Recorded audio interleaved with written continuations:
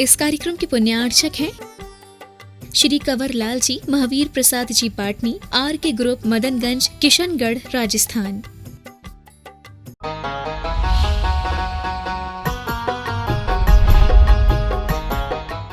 मेरे से बिना पूछे किसने खोला था?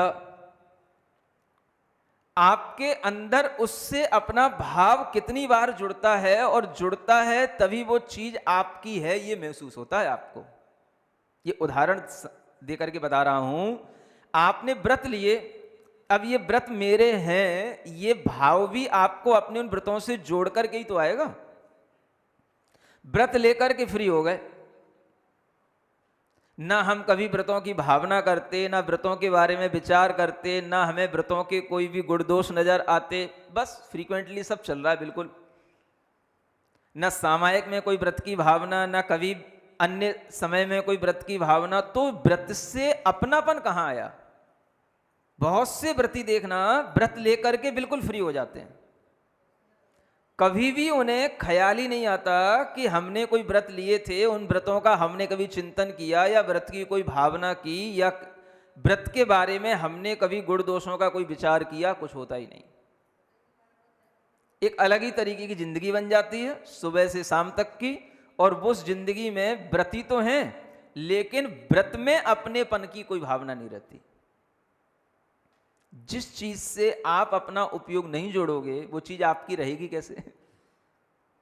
एक जड़ चीज भी अगर आप उससे अपना उपयोग नहीं जोड़ते हो तो वो चीज भी खराब होने लग जाती है। समझ आ रहा है? आप उसकी देखभाल करते हो तो वो चीज सही रहती है। एक घर में कोई भी सदस्य है, बच्चा है, कोई भी व्यक्ति है, अगर आप उससे अपनी भावना जोड़ते हो तो उससे आपको अपनापन लगता है, और नहीं जोड़ते हो तो वो आपके लिए कोई काम का नहीं रहता है। इसी तरीके से जब हम व्रत लिए हैं तो उन व्रतों से अपनी भावना जोड़ेंगे तो वो व्रत हमारे काम के हैं। केवल व्रत लेकर के तिलक लगा लिया उससे काम नहीं बनता है। इसलिए ये भंग जो हैं ये हमारे लिए उस व्रत की भावना को जोड़ने में काम आते हैं। आपने जैसे हिंसा के साथ जोड़ा, समझ आ रहा है, ऐसे ही आपको प्रत्येक अड़ुव्रत के साथ जोड़ना और प्रत्येक गुणव्रत के साथ जोड़ना। नहीं समझ आ रहा है? अब देखो भंग और कितने हो जाएंगे। अभी तो हमने 5 अड़ुव्रत के साथ 245 कर दिए अब उसमें 3 गुणव्रत और 4 शिक्षा व्रत और जोड़ देंगे तो 4 3 12 से और गुणा करना पड़ेगा। समझ आ रहा है? और फिर उनके जो भेद हैं, जैसे मान लो अनर्थ दंड व्रत के 5 भेद आ रहे हैं, फिर 5 से और गुणा कर देना। समझ आ रहा है? तभी तो आपको लगेगा कि व्रत का भी कोई महत्व है, या व्रत भी कोई हमारे ऊपर, मतलब कहना चाहिए उसके माध्यम से हमारे मन में कोई रेस्पॉन्सिबिलिटी है कि नहीं है। ज्यादातर लोगों के लिए दिग व्रतों का, अनर्थ दंड व्रतों का, गुण व्रतों का ऐसा कोई महत्व देखने में ही नहीं आता। समझ आ रहा है? ना कभी भावना आती, ना कभी ऐसा लगता कि इन गुण व्रतों से भी हमारा कुछ हो रहा है। तो आपको ये इसलिए बताया जा रहा है कि भावना यदि हमें किसी व्रत की करनी हो तो हम इस तरह के कृत कारित अनुमोदना और मन वचन काय से अपने भीतर बैठे बैठे गणित लगाते रहें। कहीं ना कहीं हमारे मन में ये फर्क पड़ेगा, ये बात आएगी कि हमारा मन इस तरह से इस व्रत के साथ में दोष या इस व्रत के लिए हमारे लिए ये पूर्ति नहीं होती। ये आपको भीतर से महसूस होने का नाम ही व्रत की रक्षा करना है। सुन रहे हैं? ये होमवर्क है। जैसे हिंसा के साथ घटित किए 49 भंग, वैसे ही झूठ के साथ करना, वैसे ही चोरी के साथ करना, और वैसे ही कुशील और परिग्रह के साथ करना कि ये मैं नहीं करता नहीं करता नहीं करता। आप देखना आधा पौन घंटा आपके लिए आराम से निकलेगा और आपको नींद नहीं आएगी। ये सबसे अच्छा सामायिक के लिए अच्छा, और व्रतों की दृढ़ता के लिए अच्छा भाव है। ठीक है ना? तो ये ऐसा आप करें। जिनको व्रत लेना है वो भी इस तरीके की भावना करें, और जिन्होंने व्रत ले लिए हैं वो अपने व्रतों की और वृद्धि के लिए, रक्षा के लिए इस तरीके की भावना करें। दोनों के लिए उसमें फायदा मिलेगा। मान लो आपने व्रत नहीं भी लिए हैं, अब आपको व्रत की भावना कैसे आए? तो आप इस तरीके की भावना करो। भावना तो कर सकते हो ना, थोड़ी देर के लिए भावना करने के लिए टाइम निकालो, 20 मिनट आधा घंटे का टाइम निकालो। आप तो गणित करने में बहुत होशियार हो, 10 मिनट में ही पूरा गणित कर दोगे ये वाला तो है। चलो 10 मिनट ही सही, आप कम से कम भावना करोगे व्रत की, तो आपके अंदर आगे वही भावना काम आएगी और वो आपके अंदर एक सामर्थ्य लाएगी कि हाँ इस तरह से हमको भी व्रत धारण करने का एक भाव बन रहा है। कैसे बनेगा? तो ऐसी भावना करने से बनेगा। मैं इस तरह की हिंसा, झूठ, चोरी, कुशील, परिग्रह से 9 कोटि से बचा हुआ हूँ। ऐसी भावना एक एक व्रत की एक एक भंग के साथ करना, जैसी आपको बताया है। ठीक है ना? जो लोग कहते हैं हमें व्रत में उत्साह कैसे बने, कैसे हम आगे व्रत लें, उनके लिए ये बहुत अच्छा तरीका बताया जा रहा है। करके देखें, रिजल्ट आकर के फिर हमें बताएं। श्रीवर्धमानाय निर्धूतकलिलात्मने सालोकानां त्रिलोकानां यद्विद्यादर्पणायते।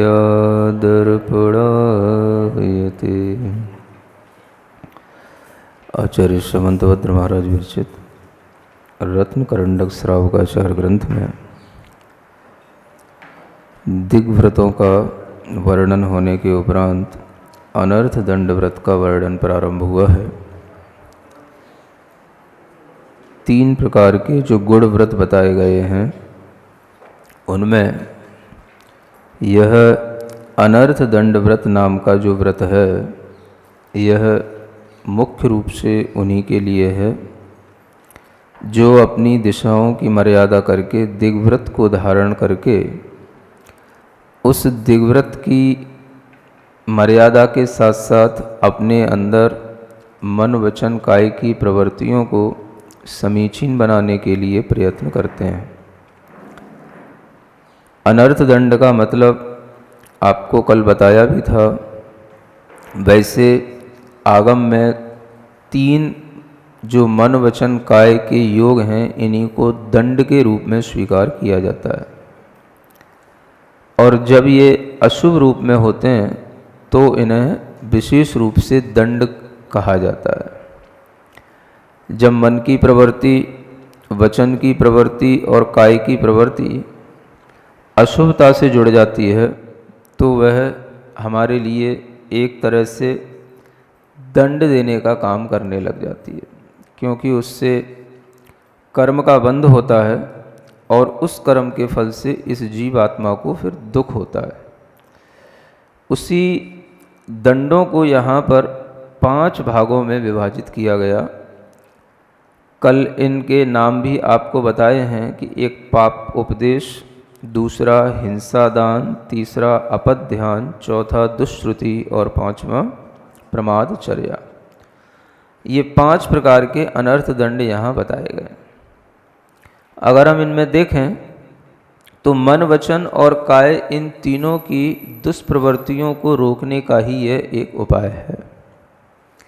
पाप उपदेश, यह उपदेश पाप का देना या वचन की प्रवृत्ति को रोकने का उपाय है।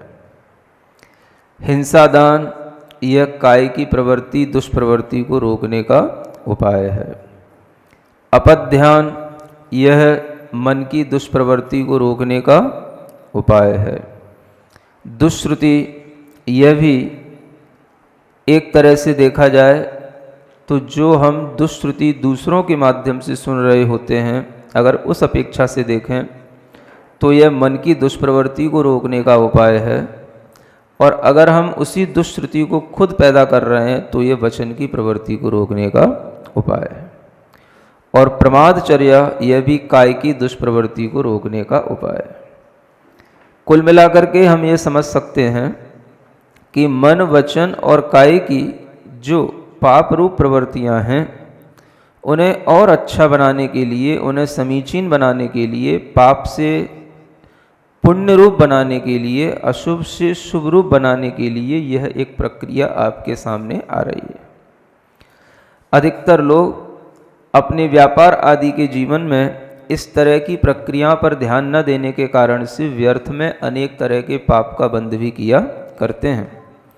तो उसी को समझाने के लिए यहाँ पर एक एक को क्रम से समझाया जाता है सबसे पहले आया पाप उपदेश। तो पापोपदेश किसे कहते हैं, इसके लिए यह आर्या छंद 76 नंबर का जो यहाँ पढ़ा जा रहा है। तिर्यक क्लेश वणिज्या हिंसारंभ प्रलंभनादीनां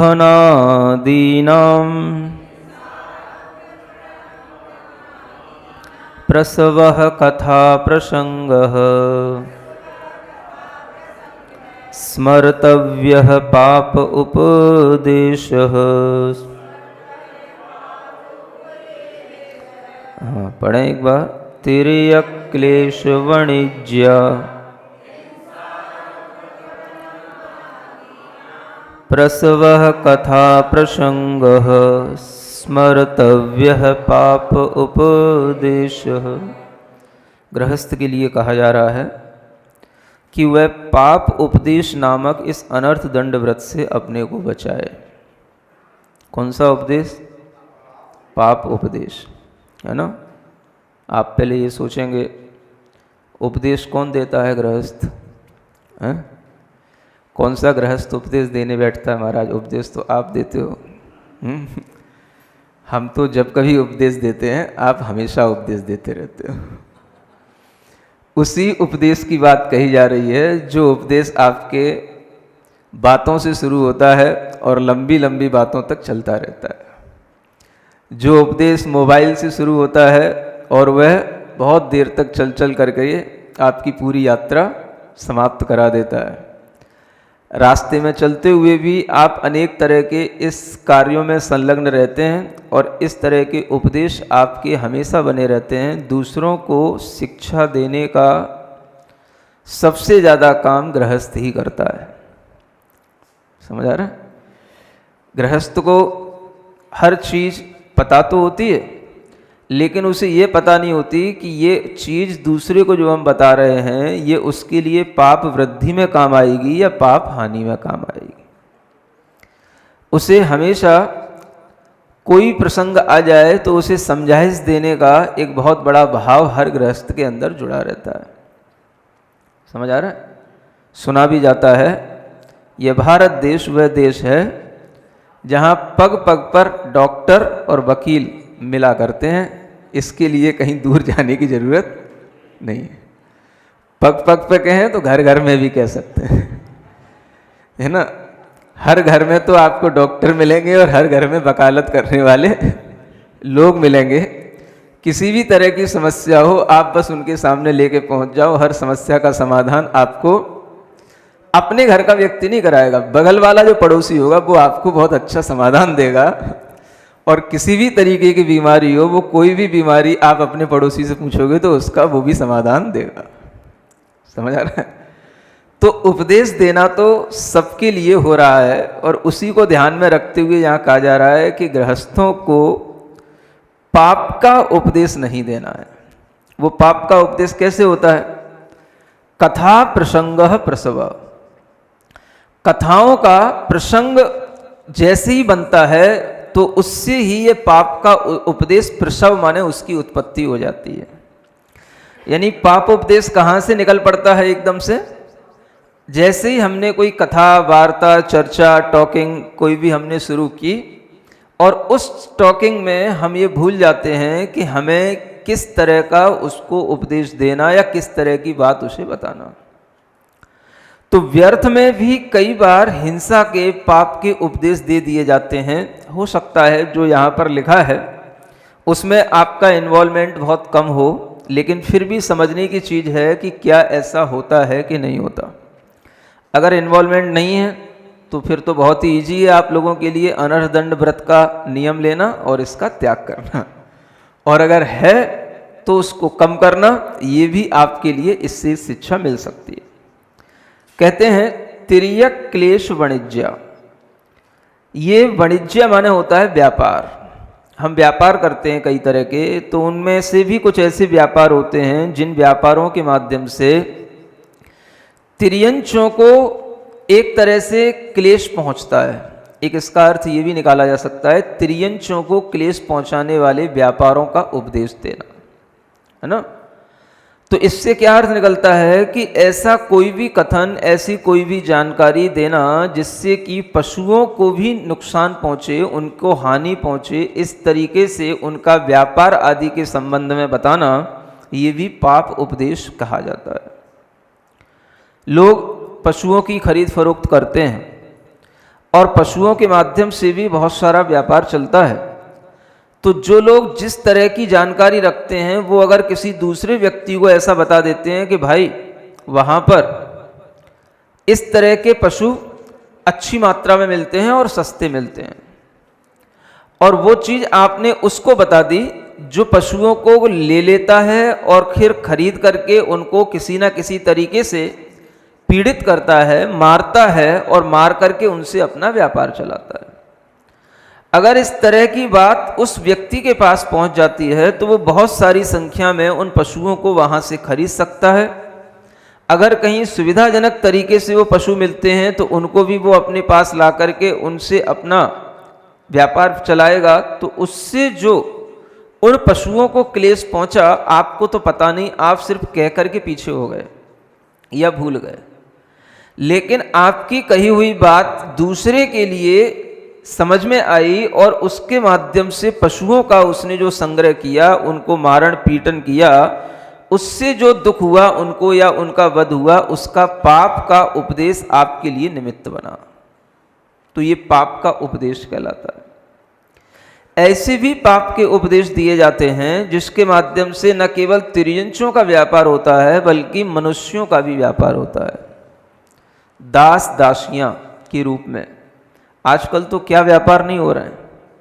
आप थोड़ा सा सभ्य समाज जैसे लग रहे हो, थोड़ा सभ्य तरीके से यहाँ बैठे हो, इसलिए आपको ये चीज़ें हो सकता है ऐसा लगे कि कोई बहुत ज़्यादा काम की नहीं है, लेकिन दुनिया में ये सब व्यापार बहुत बड़े बड़े स्तर पर चलते हैं। पशुओं के भी व्यापार बहुत बड़े स्तर पर चलते हैं। बड़े बड़े लोग पोल्ट्री फार्म खोलते हैं, मुर्गियों का व्यापार करते हैं, तरह तरह के पशुओं के व्यापारों में भी उनका इन्वॉल्वमेंट रहता है। और इसके साथ साथ मनुष्यों के भी व्यापार चलते हैं। आप देखते हो कई बार ऐसे लोग पकड़े जाते हैं जो न जाने कहाँ कहाँ से बच्चों को, बच्चियों को, महिलाओं को पकड़ पकड़ के लाते हैं, उन्हें बंदी बनाते हैं, उनसे अपना काम कराते हैं। और उन्हें यह जानकारी अगर कहीं मिल जाती है कि यहाँ पर इस तरह से बच्चों को पकड़ा जा सकता है या बच्चियों को पकड़ा जा सकता है या महिलाओं को पकड़ा जा सकता है या पुरुषों को पकड़ा जा सकता है, और उन्हें किसी भी तरह का प्रलोभन देकर के उन्हें अपने अंडर में लिया जा सकता है, तो इस तरह के उपदेश के माध्यम से भी उनको जो वध बंधन होगा वह आपके उपदेश के निमित्त से कहलाएगा। तो आचार्य कहते हैं इस तरह का उपदेश कभी भी, इस तरह का बखान अपने मुंह से, इस तरह का ज्ञान कभी भी किसी के सामने नहीं निकालना। अगर आपको पता भी हो कि कहीं पर इस तरह के लोगों की एक जरूरत भी है, मान लो वहाँ पर जो है कोई संस्था चल रही है या कोई चीज़ ऐसी चल रही है, वहाँ पर बहुत सारे कोई ऐसे बच्चे पढ़ रहे हैं या अनाथ हैं या उन्हें इस तरीके की ज़रूरत भी है, और आप उसका फ़ायदा उठा करके उनसे कुछ भी तरीके से अपना उनका प्रयोग करो या काम में लो, तो यह भी एक पाप उपदेश की तरह आपका उपदेश कहलाएगा। तो ये काम बहुत होते हैं विदेशों से भी और अपनी देश की जो बाहरी सीमाएं हैं उनसे भी। और इस तरह से जत्थे के जत्थे, मतलब कई लोगों ने तो इसको अपना ऐसा एक व्यापार बना रखा है कि उन्हें बच्चे पकड़ना, बच्चियां पकड़ना, कहीं से भी लाना और किसी भी तरह के उनको प्रलोभन दे करके अपने ग्रुप में उन्हें शामिल करना और फिर उनसे तरह तरह के उनसे काम लेना, व्यापार करना, और इस तरह के बड़े बड़े धंधे चल रहे हैं दुनिया के अंदर। समझ आ रहा है? सब 2 नंबर में सब चल रहा है। पता तब पड़ता है जब कोई थोड़ा सा कोई किसी की रिपोर्ट कर देता है, कोई केस खुल जाता है, तब कहीं कुछ पता पड़ जाता है। बाकी बहुत कुछ अंधाधुंध ये सब काम अच्छे ढंग से चल रहे होते हैं। तो इन सब कामों में भी बहुत सारे लोग इन्वॉल्व होते हैं, और ये उपदेश दे करके अगर हम किसी व्यापार में किसी को आगे बढ़ा रहे हैं या किसी के लिए हमने ऐसा ज्ञान दे दिया और उसने अपना इस तरीके से उसको व्यापार बना लिया तो वह आपके लिए बहुत बड़ा पाप का उपदेश कहलाएगा। बिना वजह आपके वचनों के माध्यम से आपको पाप का बंध होगा। इसी को यहाँ पर जो है अनर्थ दंड व्रत के रूप में कहा गया। कई बार तो ऐसी जानकारियाँ, ऐसी लिंक, ऐसी मोबाइल की इन्फॉर्मेशन जो हमारे लिए पता भी नहीं होता, हम दूसरों को सेंड कर देते हैं और लोग उसका मिसयूज भी करते हैं। तो हमें कोई भी चीज़ करने से पहले, बताने से पहले ये देखना है कि कहीं ये हमारा उपदेश, शिक्षा किसी के लिए पाप की वृद्धि में कारण तो न बन रहा है, और कहीं इस प्रकार की शिक्षा से किसी दूसरे के लिए पीड़ा या बंधन तो नहीं होगा। ये ध्यान रखते हुए यदि हम अपनी प्रवृत्ति करेंगे तो हम अपने आप को पाप से बचा करके रख पाएंगे। अड़ुव्रत लेने के बाद भी इस तरह की संभावनाएं होती हैं, इसलिए यहाँ पर ये अनर्थ दंड व्रत के माध्यम से बताया जा रहा है कि इस तरह का उपदेश करने की कथा भी शुरू नहीं करना, बात शुरू नहीं करना। ये हुआ वाणिज्य संबंधी। फिर आचार्य कहते हैं कुछ हिंसक लोग होते हैं जो हिंसा ही करते हैं, और हिंसा में ही जिनका व्यापार चल रहा है, ऐसे हिंसा की कथा का प्रसंग भी किसी तरीके से लाना। कहीं पर कोई हिंसक कार्य हुआ और आप वहां पर अगर खड़े खड़े देख कर के भी आनंद ले रहे हैं तो वो भी आपके लिए एक तरह का दुर्ध्यान कहलाता है, और वो भी आपके लिए पाप बंध का कारण बनता है। अगर आपने कहीं कोई चीज़ देखी और देखने के बाद में आपने वो चीज़ 10 लोगों को और बताई कि देखो वहाँ पर इस तरीके की हिंसा हो रही है, एक बार जा कर के देखो तो कैसे होती है, एक बार देखो तो उस तरीके का व्यापार, आपका जो वचन का व्यापार चल रहा है, ये जो पाप का उपदेश है, ये भी आपके लिए अनर्थ दंड के रूप में आएगा।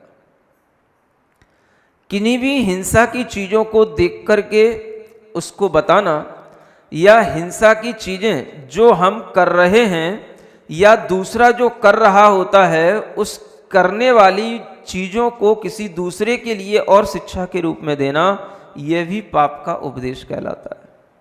बहुत से ऐसे शिकारी प्रवृत्ति के भी लोग होते हैं, अच्छे अच्छे घरों के लोग होते हैं, लेकिन शौकीन होते हैं। किस बात के? शिकार करने के भी शौकीन होते हैं।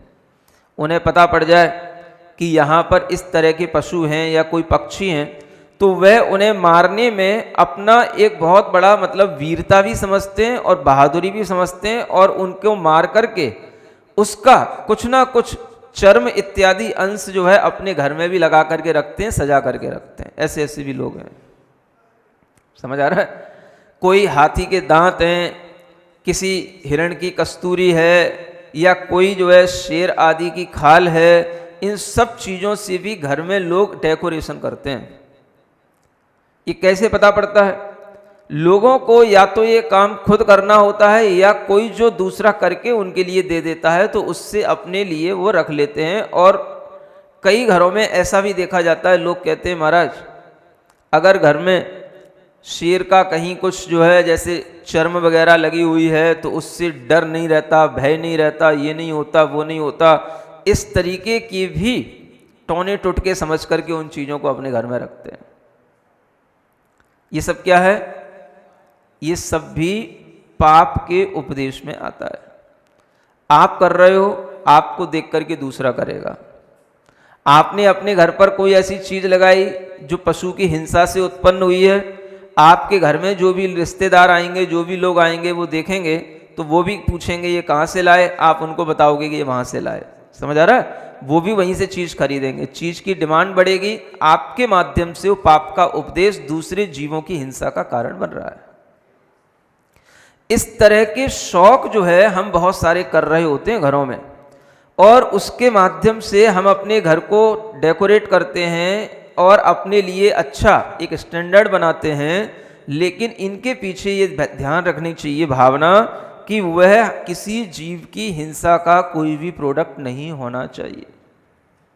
आप अपने घर को ऐसी चीज़ों से सजाओ जिसमें जीवों की हिंसा का कोई समावेश ना हो, जिसको देख करके आपको कोई दूसरी चीज उसे ना बतानी पड़े और वो दूसरा भी पाप के उपदेश में संलग्न न हो। इस तरीके से आप हिंसा की कथा का प्रसंग ही पैदा ना करो। प्रसंग समझते ना, कोई भी बात की बात में बात निकल गई महाराज, मेरा उद्देश्य तो वैसा नहीं था, लेकिन वो बात की बात में बात मुंह से निकल गई। अब वो बात मुंह से निकल गई तो वो दूसरे के लिए बात बहुत ज्यादा लग गई और उसने उसको जो है अपना व्यापार का रूप बना लिया, या उसके माध्यम से भी उसने वही किया जो आप नहीं चाहते थे, लेकिन वो उसने किया। तो ये ध्यान रखना पड़ता है कि हमारा कोई भी वचन, हमारी कोई भी वाक्य जो दूसरों के लिए कहे जा रहे हैं, वो दूसरों की हिंसा आदि की वृद्धि में काम तो नहीं आ रहे हैं। तो ये हिंसा के कथाओं के प्रसंगों से अपने आप को बचाना, यह भी अनर्थ दंड से अपने को बचाना है। फिर आचार्य कहते हैं, हाँ, आरंभ फिर कहा जाता है, आरंभ है ना, आरंभ का उपदेश देना। अब ये गृहस्थों के लिए बड़ा कॉमन होता है, सुन रहे हो। अब यहां विशेष रूप से उन गृहस्थों की बात है जो अड़ुव्रती और गुणव्रती हो गए, है ना, या जिनको इस तरह से व्रतों के माध्यम से आगे बढ़ना है, तो आरंभ का भी उपदेश देना। आरंभ का मतलब क्या होता है? ये छोटी छोटी चीजें, घर में साफ सफाई कैसे होती है, मकान कैसे बनाए जाते हैं, खुदाई कैसे होती है, लिपाई कैसे होती है, समझ आ रहा है, कहाँ से कौन सी वनस्पतियाँ लाई जाती हैं, कैसे कहाँ से कौन सी चीज़ें ला करके सजाई जाती हैं, है ना, कौन सी अग्नि की भी चीज़ें होती हैं, कौन कौन से, अब दीपावली आ रही है, समझ आ रहा है, अच्छी क्वालिटी के बॉम्ब, रडार, ये सब कहाँ मिलेंगे है ना। तो ये सब चीज़ों का ज्ञान देना भी अपने आप में एक आरंभ का, हिंसा का, पाप का उपदेश है। सुन रहे हो, पटाखे लाते हैं लोग, कौन सी दुकान से खरीद के लाए, उसने कह दिया भैया वहाँ से खरीद के लाना, वहाँ पे सस्ते मिलेंगे, और कहीं से खरीदोगे तो वहाँ पे महंगे भी मिलेंगे। हो सकता है पटाखों पे बैन लग रहा है, वो क्वालिटी के पटाखे और दूसरी दुकान पे नहीं मिलेंगे, वहीं पे मिलेंगे, आप चले जाओ, मैं भी लेकर के आया हूँ, और अगर ज़्यादा क्वालिटी, ज़्यादा मात्रा में लोगे तो थोड़ा सस्ता भी दिलवा देंगे। समझ आ रहा है? बस हो गया। ये क्या हो गया? आप तो अपनी मित्रता निभा रहे हो, है ना, और इस तरह की मित्रता निभाते हुए आपको ये लग रहा है कि हम सामने वाले को कितना अच्छा ज्ञान दे रहे हैं, उसको सस्ते में सामान दिलवा रहे हैं, लेकिन उससे होगा क्या? ये जितनी भी उन पटाखों को फोड़ने से वो जो आग लगेगी, जितना भी वातावरण प्रदूषित होगा, जितने जीवों की हिंसा होगी, ये सब जो है आरंभ में आएगा। और ये आरंभ का उपदेश आपने दिया, और आपने अपने बच्चों को दिया, बच्चों ने दूसरे बच्चों को दिया, ये उपदेश फैलता चला गया। सुन रहे हैं? ये सब क्या हो गया? ये सब अनर्थ दंड हो गया, है ना। और ये होता है कि नहीं होता है? सब होता है। अगर आप बचोगे तो ही बच पाओगे, और अगर आप अपने अंदर इस तरीके का ज्ञान रखोगे तो बच पाओगे। अब आप सोचो, बिना प्रयोजन हम अगर दूसरे को उपदेश दे देते हैं, ज्ञान दे देते हैं कि भाई तू वहां से इस तरीके की चीजें ले आ, तो हम कभी ये नहीं सोच पाते हैं कि इन चीजों से जो हिंसा होगी उसका निमित्त भी हम बन रहे हैं। हमें केवल व्यवहार की पड़ी होती है ना, कि हमने उसको कोई अच्छा रास्ता बता दिया, कोई अच्छी मतलब शिक्षा दे दी, तो वो अपने का मानेगा कि हाँ देखो इनने हमें कितना अच्छा तरीका बता दिया, या कोई अच्छी जगह बता दी, तो वो अपने को मानेगा। क्या मानेगा? हाँ, अच्छी सलाह देते हैं, ये हमको हमेशा सस्ती चीज़ें उपलब्ध करा देते हैं, क्वालिटी वाली। समझ आ रहा है? तो आपका केवल इतना अहम, सामने जो अनेक तरह के पाप हो रहे हैं उसमें वह समर्थन करने का और उनके लिए निमित्त बनने का कारण बन गया। तो हर गृहस्थ को यह देखना है कि इस तरह का जो आरंभ होता है, जिनके माध्यम से अनेक हिंसाएं होती हैं, वो सब आरंभ के उपदेश भी इसी पाप उपदेश में आते हैं। पृथ्वी, जल, अग्नि, वायु और वनस्पति, है ना, ये 5 स्थावरों की हिंसा का त्याग तो नहीं है, लेकिन जहां पर इन स्थावरों की हिंसा भी ज्यादा हो रही हो, उस तरह की कथा शुरू कर देना, वार्ता शुरू कर देना, और उस तरह की टेक्निक बता देना जिसके माध्यम से ये सब काम किए जाते हो। खेती करने के तरीके बताना, है ना, जल निकालने के तरीके बताना, अनेक तरीके की पृथ्वी आदि खोदने के तरीके बताना, ये सब भी जो है उस अणुव्रती के लिए धीरे धीरे समझ में आने लग जाता है कि ये तरीके बताने का जो हमारा एक पहले ज्ञान देने का जो हमारा पहले एक भाव बना रहता था, अब मैं व्रती हो गया हूँ, अब मुझे इस तरह का ज्ञान दूसरों को नहीं देना है। नॉलेज तो बहुत है, दादाजी बहुत अनुभवी हैं समझ आ रहा है, लेकिन दादाजी को ये भी पता होना चाहिए कि अब मैं अनुभवी होने के साथ साथ व्रती भी हो गया हूँ, है ना। अगर व्रती हो रहे होगे तो आपके लिए इस तरह के उपदेश वर्जित होंगे। इसी तरीके के ये उपदेशों में कई बार लोगों के लिए इस तरीके की हिंसा भी एक आनंद देने वाली हो जाती है, जिस हिंसा में पशुओं को मारा जाता है, खेल खेल में भी पशुओं को लड़ाया जाता है और वो पशु पक्षी आपस में लड़ते हैं, हम केवल उनको देख करके उस हिंसा का आनंद लेते हैं और दूसरे को भी हम बताते हैं कि भाई ये वाला खेल देखो बहुत अच्छा है ना। अब ये आजकल जो पबजी चल रहा है, इसमें क्या होता है? हा? क्या होता है इसमें? हिंसा ही तो होती है। सब बच्चे ऐसा साहसिक काम करना सीखते हैं, बंदूकें चलाने सीखते हैं, निशाना लगाना सीखते हैं, मारना सीखते हैं, कैसे मारा जाए, इस तरीके की उसमें जो है वो गेम के माध्यम से चलता है सब काम, है ना। अब आप देखो, अगर एक लड़का सीख रहा है, खेल रहा है, वो अपने लिए भी हिंसा कर रहा है, उसको देख करके और जो उसके ग्रुप में या जिसके साथ वो खेल रहा है तो वो भी उसके हिंसा में समर्थक बन रहा है। अब आजकल ये सब ऑनलाइन चल रहा है, सामने सामने कोई नहीं है, लेकिन सब एक दूसरे के साथ में खेल भी रहे हैं, ऐसे गेम आ रहे हैं। हाँ? वैन लगने के बाद भी सब चल रहा है। अभी कोई वैन नहीं लग गया। वैन तो तब लग रहा देखें जब हमारे सामने बच्चे हमें खेलते हुए ना देखें समझ है? हाँ, तो वैन तो जो है अभी केवल एक नाम के लिए लग गया, बाकी उसी के पैरेलल में और भी अभी ढेर सारे ऐसे गेम हैं जो इस तरीके के खेल सिखाते हैं और इन्हीं चीजों में बच्चों को आनंद आता है। चूहे बिल्ली के खेल होते हैं, समझ आ रहा है? ये सब खेल अब आप देख रहे हो, बिल्ली है, चूहा है, सब कुछ दिख रहा है, वो मार रही है, पकड़ रहा है, लेकिन उस तरीके के खेलों के माध्यम से आपको ये नहीं लग रहा कि इस बच्चे के अंदर एक हिंसा का भाव पैदा हो रहा है। अब बच्चे क्या हैं, अब तो ठलुआगिरी में तो बड़े भी मजा लेते हैं, लॉकडाउन का समय चल रहा है समझ आ रहा है, तो बच्चों के साथ में बड़े भी बैठ जाते हैं। अगर इस तरीके की आपकी टाइम पास करने की प्रवृत्ति है तो ये टाइम पास भी आपको महंगा पड़ रहा है, क्योंकि इसमें आपके लिए पाप का बंध ज्यादा हो रहा है। समझ आ रहा है? टाइम पास करने के तरीके भी अच्छे होने चाहिए बहुत से लोगों को टाइम पास करने के लिए तरीके ढूंढने पड़ते हैं। हा? इतना भी अगर हम ध्यान में रखें कि टाइम पास करने के लिए हम कोई भी इस तरीके के अगर साधन अपनाते हैं तो उनसे तो हम पाप की खुद में एक प्रवृत्ति बढ़ा रहे हैं और दूसरे जो गेम जिस तरीके से चल रहे हैं उनमें भी हम सपोर्ट कर रहे हैं, तो ये पाप के बंध को ही हम आगे बढ़ाने वाला काम कर रहे हैं। ये पाप का उपदेश है। समझ में आ रहा है? इसलिए कोई भी गृहस्थ जो अपने अंदर इस बात से डरता हो कि मेरे अंदर पाप का बंध कम हो, हिंसा का काम मुझे कम से कम करना पड़े, तो वह इस प्रकार के इंटरेस्ट को भी जो है थोड़ा सा डाइवर्ट करे। साधन ऐसे भी होते हैं जिनके माध्यम से पुण्य का बंध होता है, उन साधनों से भी आप टाइम पास कर सकते हो।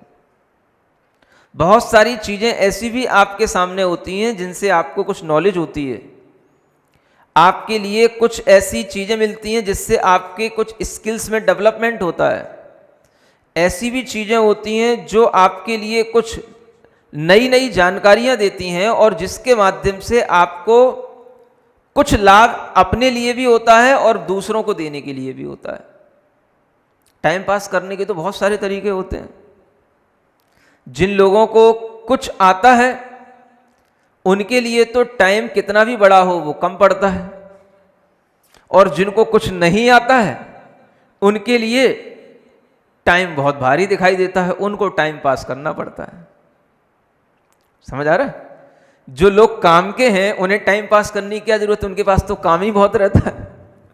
और जो कोई काम के नहीं है, समझ आ रहा है, उनके लिए ही बस इस तरीके की जरूरत पड़ती है कि हम टाइम पास करें। वरना आज की जिंदगी में, आज की दुनिया में टाइम पास करने जैसा भाव आना भी अपने आप में एक बहुत बड़ी चीज है कि टाइम पास करना क्यों पड़ता है, इतना टाइम है ही कहां है। लेकिन यह भी देखने को मिलता है कि जिन लोगों के लिए कोई काम नहीं है उन्हें टाइम पास करने में इसी तरीके का मजा आता है, कुछ नहीं करना होता है। गली मोहल्लों में आज भी बहुत सारे लोग तो यहां पर एक तरीके से रिटायर्ड हैं, युवाओं में बेरोजगार हैं, तो इस तरीके के खेलों में ही टाइम पास होता है। पहले गली गली में ताश खेले जाते थे, समझ आ रहा है, आज गली गली में सट्टा व्यापारी हो गए हैं, सट्टा खेला जाता है, वो चलता रहता है, आईपीएल है, वो सब जो है क्रिकेट के खेल, ये सब जितना भी है ये सब क्या है, ये आपका जो टाइम पास हो रहा है। इस टाइम पास के साथ साथ आप ये भी देखो कि इसमें कितना ज्यादा व्यापार सट्टे का चल रहा है, और आप यहां अगर उसको सपोर्ट कर रहे हो तो वो सारा का सारा जो पूरी ऑर्गेनाइजेशन है वो आपके सपोर्ट से ही चल रही है। आप केवल ये देख रहे हो कि कौन सी पार्टी खेल रही है, कौन सा कंट्री खेल रही है, किसकी जीत हो रही है, किसकी हार हो रही है। आपका इतना सा उद्देश्य ही जो है उनके प्रमोशन के लिए बहुत है, आपको पता नहीं रहता है। और उसी कारण से ये बड़े बड़े व्यापार बन गए हैं। ये क्रिकेट विकेट ये सब क्या है, आज सब केवल एक व्यापार बन गए हैं। इनमें करोड़ों का सट्टा लगता है जब भी ये खेल होते हैं तब, और लोग इसमें इसीलिए एंजॉय करते हैं। आप देखें कि एंजॉय करने का हमारा तरीका पाप की वृद्धि का नहीं होना चाहिए। जो पैसा हमारा यहां से किसी ना किसी रूप में वहां पहुंच रहा है, लग रहा है, वो सब गलत तरीके से यूज हो रहा है, और वो सब उनके पास पहुंचता है जिन्हें हम अपने देशद्रोही कहते हैं। समझ आ रहा है, जिन्हें हम देश के लिए आतंकवादी कहते हैं, उनके पास तक ये सब पैसे वगैरह पहुंचते हैं। देश के लिए कुछ नहीं मिलता है। देशवासी तो अपनी एनर्जी वेस्ट करते हैं, अपनी मनी वेस्ट करते हैं, कुछ नहीं करते हैं। ये बात आपको तब समझ में आएगी जब आप इन चीजों की गहराई में कहीं पहुंचेंगे, जाएंगे, जब आपको पता होगा कि ये सब चीजें कहां से किस लिए शुरू होती हैं। ये तरीके जो आज खेल के बन गए हैं, बच्चों को खिलाने के बन गए हैं, इन तरीकों में ही सब हिंसा हो रही है, पाप हो रहा है, और इसी के कारण से पाप का निरंतर विस्तार हो रहा है। अब आप समझें कि आज के समय पर भी ये पाप उपदेश आपके लिए लागू हो रहा है कि नहीं हो रहा है? अगर आप देखें तो आपको भी समझ में आएगा कि हमें कहीं ना कहीं इस पाप उपदेश रूप अनर्थ दंड व्रत से अपने आप को बचाना चाहिए। एक और चीज लिखी हुई है, प्रलंबनादीनाम, है ना, छल के उपदेश देना, छल कपट। छल कपट के उपदेश, दूसरों को ठगने का उपदेश देना, किस तरीके से दूसरों को ठग करके जो है अपना काम बनाया जा सकता है। अगर आपका एक बार काम बन गया है तो आप दूसरों को किस तरीके से और ज़्यादा ठगा सकते हैं, ठग सकते हैं, इस तरीके का जो उपदेश दिया जाता है, यह भी हम बड़े गौरव के साथ दूसरों को सिखाते हैं। समझ आ रहा है? हाँ, हो सकता है कि इसके लिए भी बड़े बड़े मैनेजमेंट कोर्स चलते हों। हाँ, कोई बड़ी बात नहीं है। बड़े बड़े कंपनियों को चलाने के लिए इस तरीके की ट्रेनिंग दी जाती है कि आप लोगों को कैसे ठग सकते हैं, और बड़ी शिक्षा के रूप में ये ट्रेनिंग दी जाती है, और ये एक स्किल्स के रूप में समझ में आता है लोगों के लिए, और इसकी ट्रेनिंग दी जाती है। मैनेजमेंट एमबीए में भी इस तरीके की ब्रांचें होंगी।